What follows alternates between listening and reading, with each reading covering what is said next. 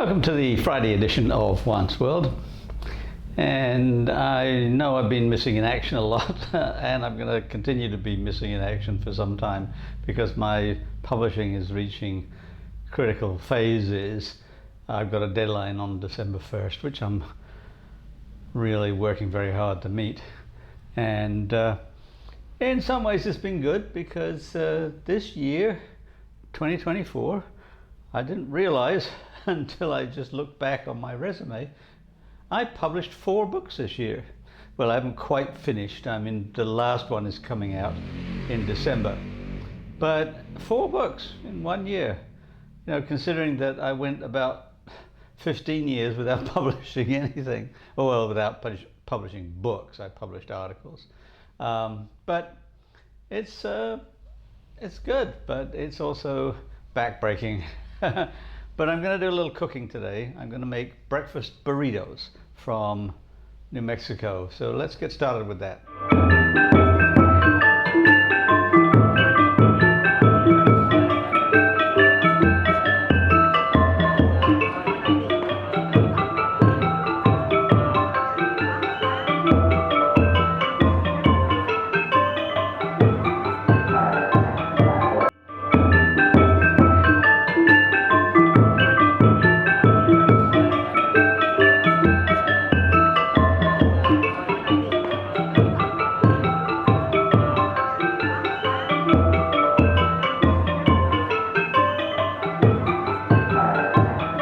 Now, mostly you're going to see me cooking, but I thought I would just give you my pretty face to start with so that I could just give you a little background. I lived in New Mexico, 1992 to 93. I was on sabbatical and I had a fellowship at the School of American Research in Santa Fe, where I lived with my wife and my very young son. He turned 2 when I was there. Barely could speak. He could say a few words. And then one day he amazed me. We were in a supermarket and I had him in the cart, you know, like this little baby part in the front. And we were going around. And we were in the fruit section, I guess. And at that point, the only words he knew were yes, which he actually pronounced wes, no, and more. My good student, friend, companion, and all the rest of it, Adriana Amari, had taught him to say more because that helped to sort of negotiate the no and yes parts of life. And you know, at this time he wasn't quite 2, but he was getting on, and he just didn't speak. It was okay. And so at one point he turned to me and he said, "Dad, I want an apple." I just what? And the thing is that he's never changed. He's always been like this. He will not do anything until he can get it absolutely right. And what I discovered, because I sometimes used to sleep in the same room with him, is that he would often get up really early in the morning and would sit in his crib and would practice saying words and saying phrases until he got them right. and that, so he must have been practicing for a long time, you know, I want something. And you know, he practiced apple and all of that, and so then he just turned around and said, "I want an apple." That was just so delightful. He's still a perfectionist in the same way. So we did a lot of different kinds of research, my wife and I, in New Mexico. I did a lot of studies of dances and dance dramas and things that were associated with the kinds of research that I had been doing up to that point. in Europe and in other parts of the Spanish-speaking world. And at the Institute, where I was a fellow, they used to have a like what they called, I don't know what they called it, like it was a Thursday coffee hour in the middle of the morning, and they would have something to eat. And they very often had breakfast burritos, which is a thing that is common in New Mexico.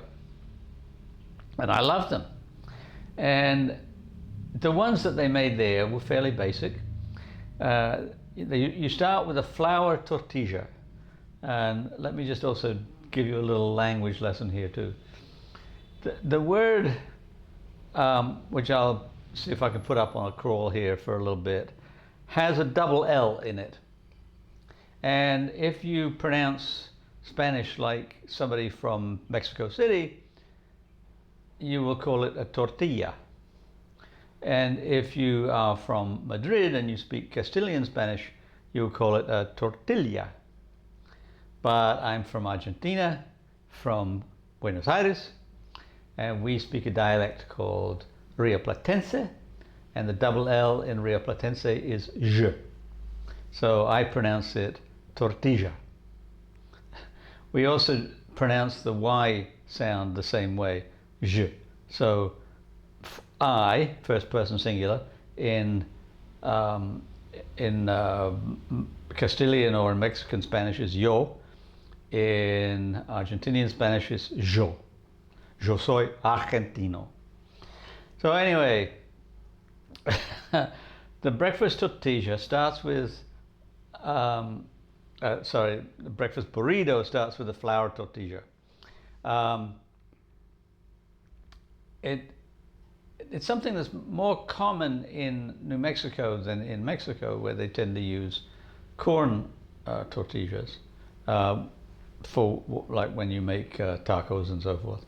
But the burrito is made with a flour tortilla.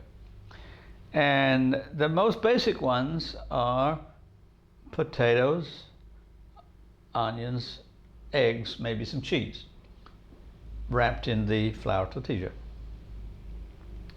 So earlier on in this week, I made one. And let's go to the kitchen. You see me frying up some potatoes. You have to cube them up, dice them up fairly small. I don't ever peel potatoes. I do sometimes peel carrots if the skin isn't particularly attractive, but potatoes I normally don't peel. I just dice them up and then brown them fairly well so that they're well cooked, and add whatever you want. I think I added